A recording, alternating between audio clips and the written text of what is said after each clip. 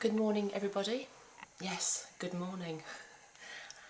Quite early for me to be doing a video, but I wanted to carry on with reading from Vladimir Moss's very interesting essay about Putin and the Cold War. Now, I had quite a lot of pushback, as expected, from the first part of this, as Vladimir Moss is a critic of Putin, then I did expect there'd be some argument there.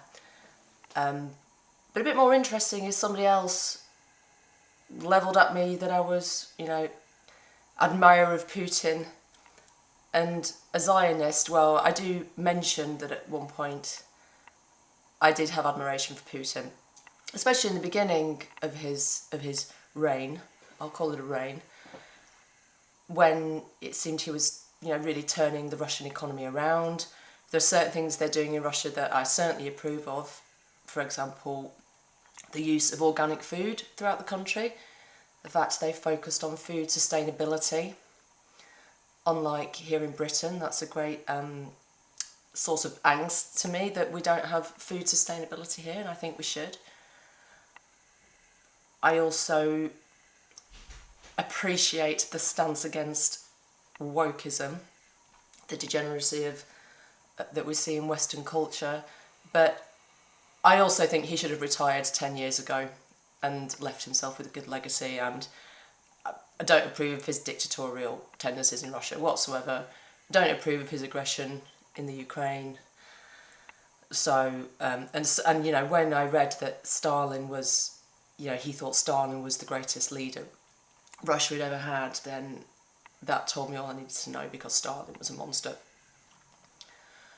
As for the charge of Zionist, well, yeah, I don't make an apology for supporting Israel, especially when some of the material I'm choosing to approach can be perceived as anti-Semitic in nature, or really is anti-Semitic in nature. I don't agree with that. I would, much rather go along with Boney M by the rivers of Babylon. So that's that. But one thing I will say is when you get a lot of pushback, it often tells me that I've struck a nerve and I've hit upon something, or people wouldn't become so annoyed about it. But it's also interesting that I've had people from opposite sides of the fence coming at me in that way, because clearly there is some balance, or it wouldn't be possible for people on either side of the debate to get annoyed. Or to be critical, let's say, if not annoyed. Anyway, back to Vladimir Moss. Now, I'll just read out where I left off in the last session from his essay, and now we're fully into his essay, The Cold War and Putin's Revenge. Most of the rest of it was from one of his other essays about the Bolsheviks. So we're talking about the failure of the modern day Russian state to exorcise the evil, the spirit of Lenin, who's entombed there. And he says, this is symbolised by the failure of repeated efforts to get the central idol of the Soviet Union, the mummified body of Lenin in its pagan mausoleum, removed. In fact, the body should be not only removed but also destroyed. For as Dmitrius Kolesnichenko writes, to this day the image of Lenin has a mystical link with the devil, for the dragon gave him his power and his seat and his great authority, as it says in Revelation 13.2. It is curious that the people's artist Shukin fell ill and died after performing the role of Lenin on stage. Undoubtedly, a demon entered into him because he shared the experience of the image. It is not surprising that reception into the Octoberists, the pioneers, the Komsomol and the party, and marriages, conferences and other Soviet enterprises are unfailingly carried out in front of the idol of the leader and have a magical influence on the masses. These words were written 30 years ago, but today there are still many millions who worship Lenin and the supposedly Christian government of Russia does nothing to stop it. So the Soviet Union appeared to be dead, but could the long war, after the Cold War that is, but could the long war, in Philip Bobbitt's phrase, between democracy and totalitarianism really be over? Was there not a final battle still to be fought, whose consequences this time would surely be a nuclear holocaust wiping out most of humanity? As President Bush soberly noted, the prospects for such a war had dramatically receded, but they had not gone away completely. They had not gone away fundamentally for two reasons: the wrath of God and the wrath of man. First, those still imbued with the spirit of Soviet Russia were burning to avenge its defeat in the Cold War. As the Kremlin's banker Sergei Pugachev put it, the revolution was never complete. From the beginning, the security men had been laying down roots for revenge, but from the beginning, it seems, they've been doomed to repeat the mistakes of the past. I'll just stop here because there's a really interesting book about the collapse of the Soviet Union.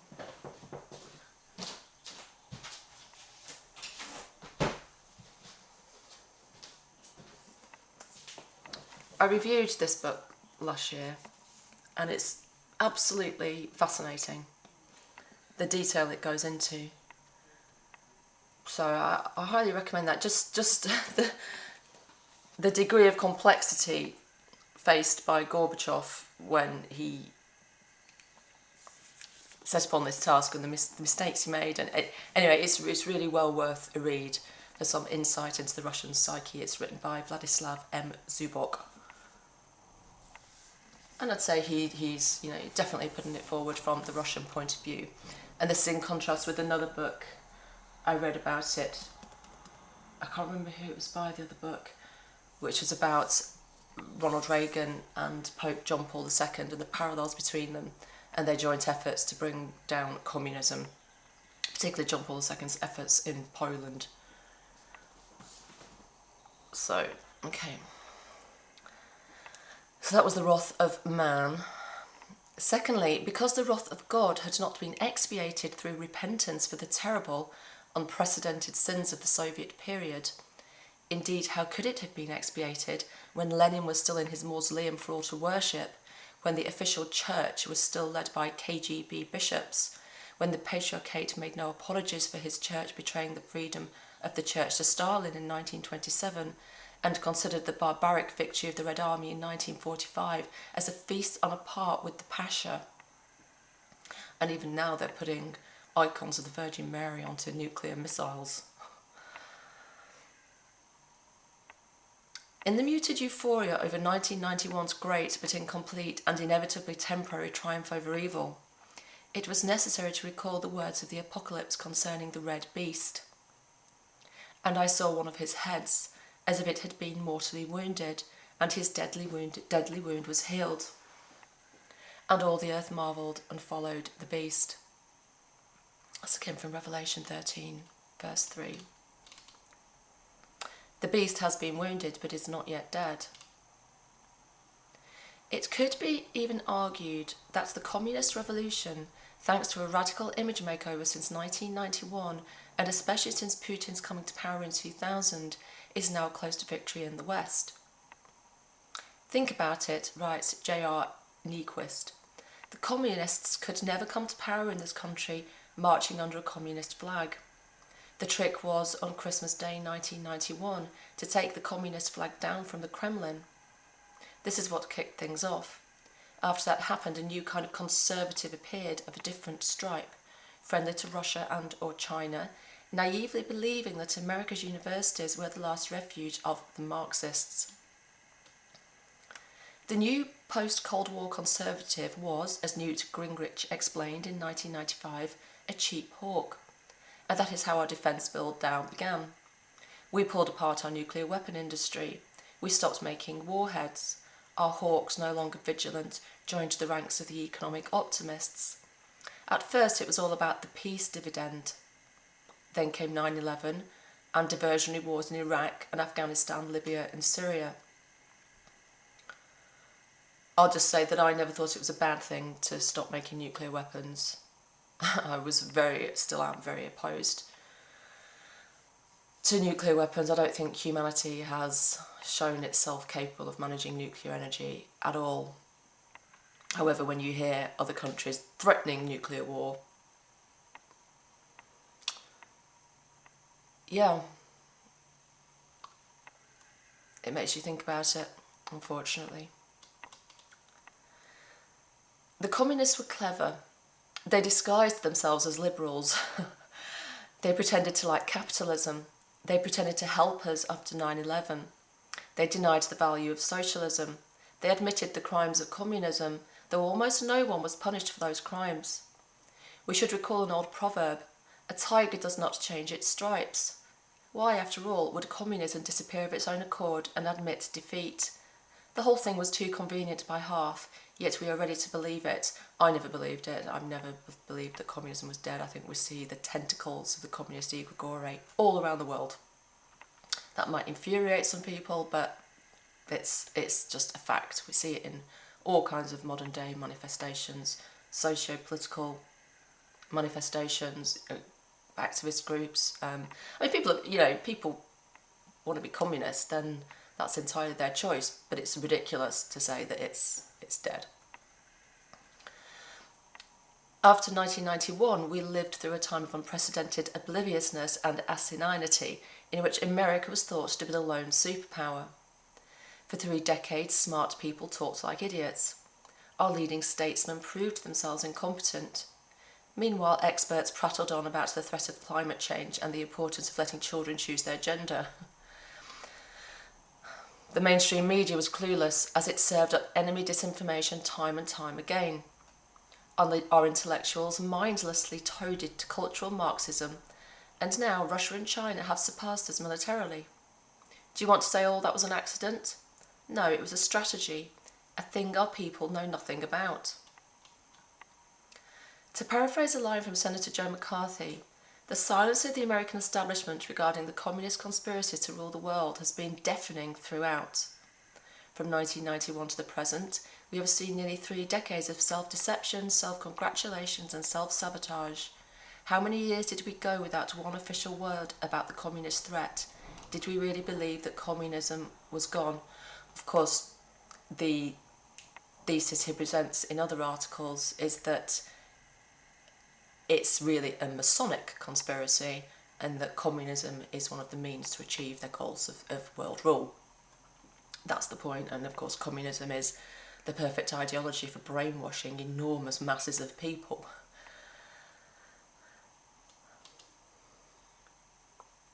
So we certainly didn't believe communism was gone when Donald Trump, who Moss says had almost certainly been bought by the KGB, became President of the United States in 2018. I don't agree with that. But, a lot of other people do think it. I think we wouldn't be at war, though, with Russia if Donald Trump was president, and I can't say that would be a bad thing. Final victory can never be defined in purely material terms. In our materialist age, it is tempting to see economic or technological factors as the causes of victory in war. Certainly, there is no denying that technological factors have been important in past wars.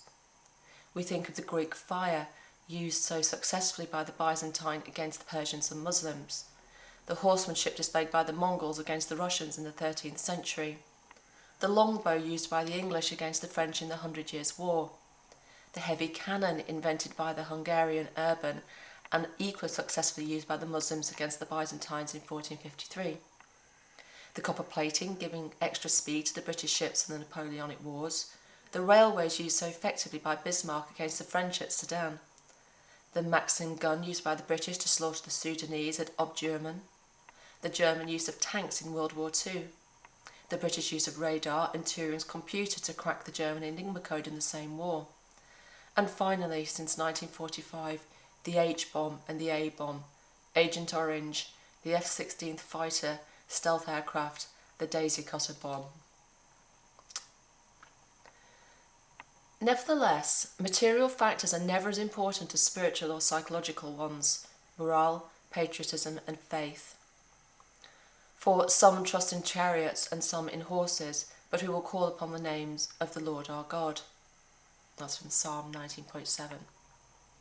The Vietnamese, while lacking true faith and being far inferior in technological and economic resources, still defeated the Americans, as the Spartans defeated the Athenians, because they had superior discipline and morale. The root of the American failure was hubris, pride. As Michael Howard puts it, there was in the US an enormous self-confidence and pride, not unlike that of the Germans before 1914. A consciousness of national greatness seeking an outlet, a searching for an appropriate challenge to their powers, a refusal to believe that any problem was beyond their capacity to solve. Closely related to this pride was forgetfulness of Kennan's warning in 1947 that victory over the Soviets had to be won, not just on foreign battlefields or in foreign diplomacy, but also, and first of all, on the domestic front. Every courageous and decisive measure to solve internal problems of our own society, to improve self-confidence, discipline, morale and community spirit of our own people, is a diplomatic victory over Moscow worth 1,000 diplomatic notes and joint communiques. If we cannot abandon fatalism and indifference in face of deficiencies of our own society, Moscow will profit. Moscow cannot help profiting by them in its foreign policies.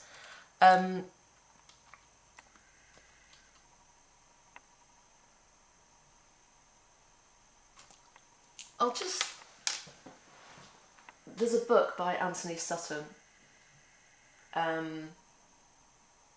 called Bolshevik and Wall Street and the Bolshevik Revolution. So I'm just trying to find it on my bookcase because basically Antony Sutton, who I greatly admire as a historian, is an economic historian, a very eminent historian, although people attempted to cancel him for reasons that will become clear when I explain his main thesis, which is that essentially it was American financiers who made the Bolshevik Revolution possible, and who also financed Hitler, which is better well known. They achieved that via the industrial cartels and also some personal payments. So just to put in context some of what's being said here is I have tended to hold the view that the Bolsheviks were, as Antony Sutton said, funded from the American side, which is how Trotsky managed to escape with a cheque for $10,000 on his way back to Russia via Canada. British and Canadian officials went to enormous lengths to try to prevent Trotsky from leaving and just couldn't believe how or why they could be overruled by their American counterparts. If I remember rightly, Trotsky then went via Sweden, where officials were similarly, astounded that this person was allowed to go back. I think one official in Sweden even killed himself over it when he realised the plot that was at work. So that's Antony Sutton details this extremely well in a really interesting book, which... Oh, here we go.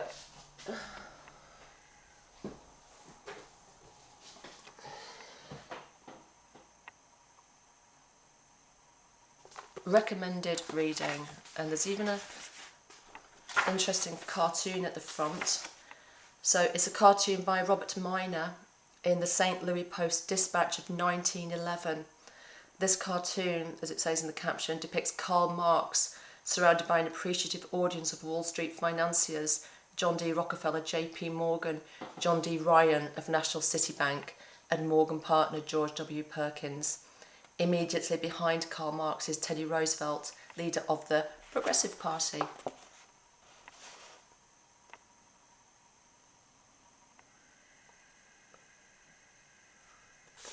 And that's Antony Sutton. Yeah, that's a really good book.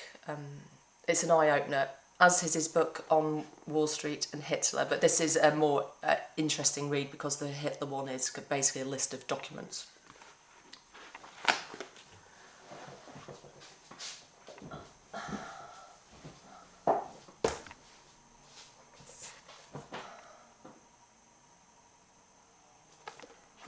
There we go.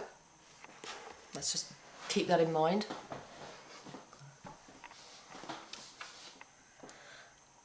Moss continues.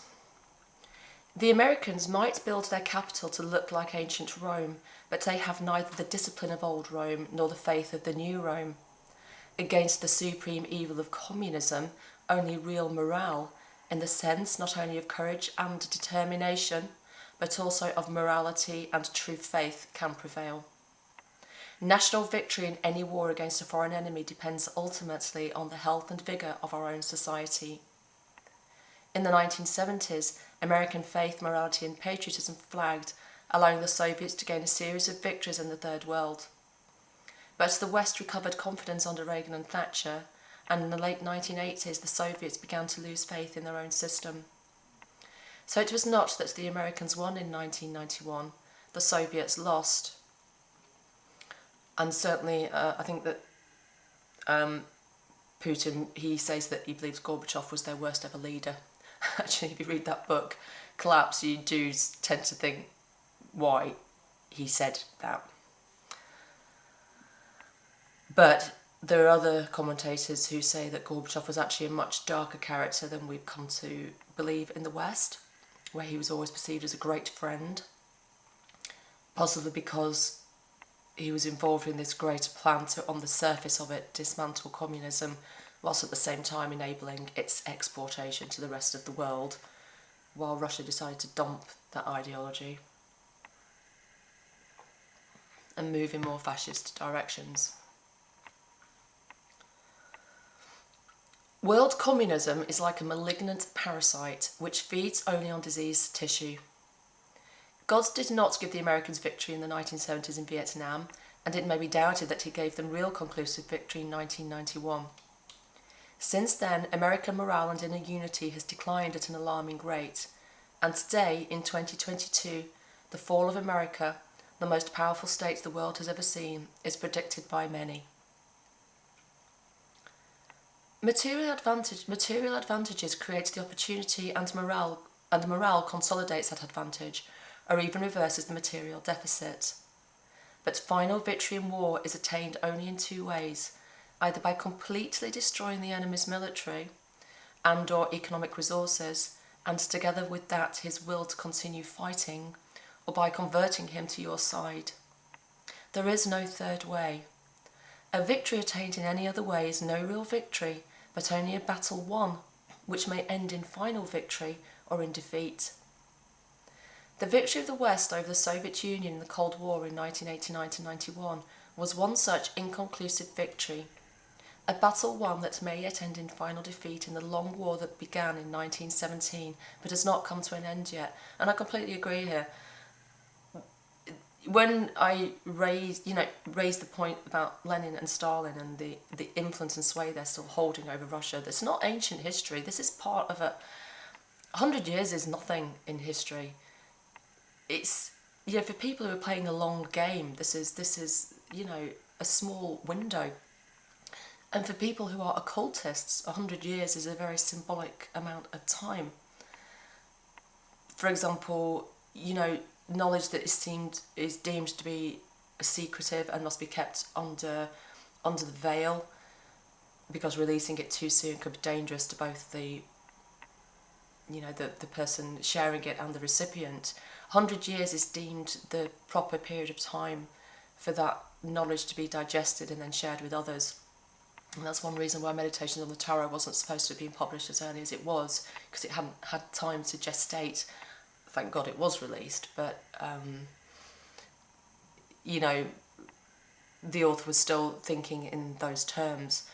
So for anybody who is, aware of history, the moves and the waves of history, and especially occult history, it's been very obvious that we're coming to the head of a cycle which began 100 years ago, or just more now. But of course we've been in this now at our end for a few years.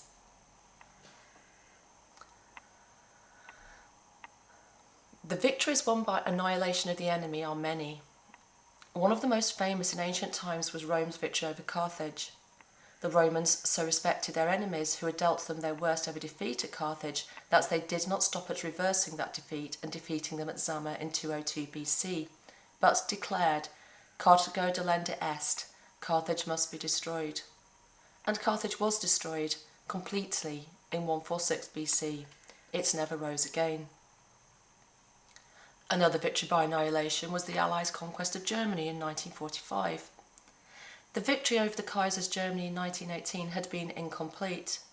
No Allied army stepped foot in Germany.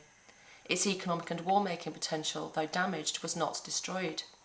Most important, the Germans did not feel defeated. They felt they had been stabbed in the back.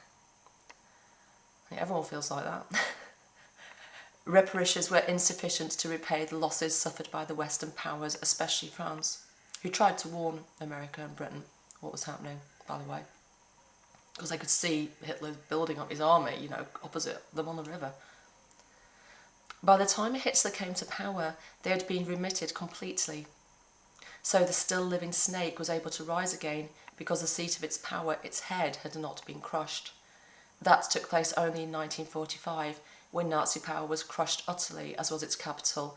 This was the real twilight of the gods. So again, I don't agree that Nazi power was crushed completely. There are neo-Nazis around the world. As with communism, the ideology did not simply go away. There are...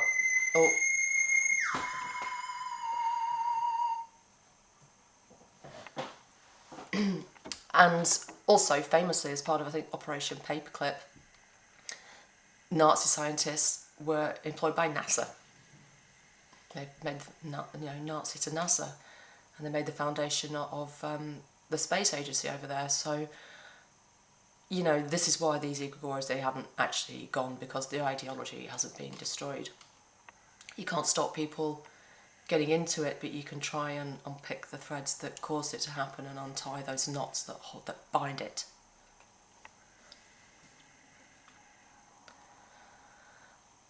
Nevertheless, Moss says this was a real victory because the false gods of German nationalism had been truly destroyed while the population was converted to a new god, democracy. Victories by conversion are much rarer and of course much greater from a moral point of view. Such a victory was the triumph of the Anglo-Saxon King Alfred the Great over the pagan Danes under King Guthrum in 878. Alfred defeated the Danes in battle at Ethandune, but, knowing that his victory could not be final and that his enemies still occupied the whole of East Anglia, he offered him something quite different, baptism into the Orthodox Church. Alfred became Guthrum's sponsor, followed by a 12-day baptismal feast and the present of the whole of East Anglia as a baptismal gift. Nor was this a superficial charade. The Danes remained Christian and were fully integrated into an Anglo-Danish Orthodox England. In the Cold War, the enemy was neither crushed nor converted. It was a very long war, beginning soon after World War II, in which many millions died around the globe. And yet the many antagonists, the United States and the Soviet Union, fired few shots against each other in anger, preferring instead to fight by proxy and by the threat of mutually assured destruction. Nor did the supposed victors ever set foot on Soviet soil. The communist enemy simply melted away, changing his name and his ideology at the same time. However, the change in ideology was only apparent. Thus, Soviet communism became Russian sovereign democracy under Putin. But sovereign democracy is not the same as democracy in the West's understanding, but rather despotism under the mask of democracy.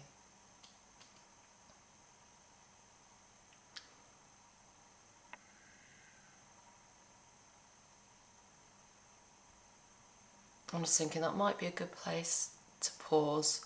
Despotism under the mask of democracy. I think so, because it is morning after all, and I do have a job to do. So I'll stop there, but I will carry on with this in instalments, as it's a very interesting essay by Vladimir Moss. Thank you.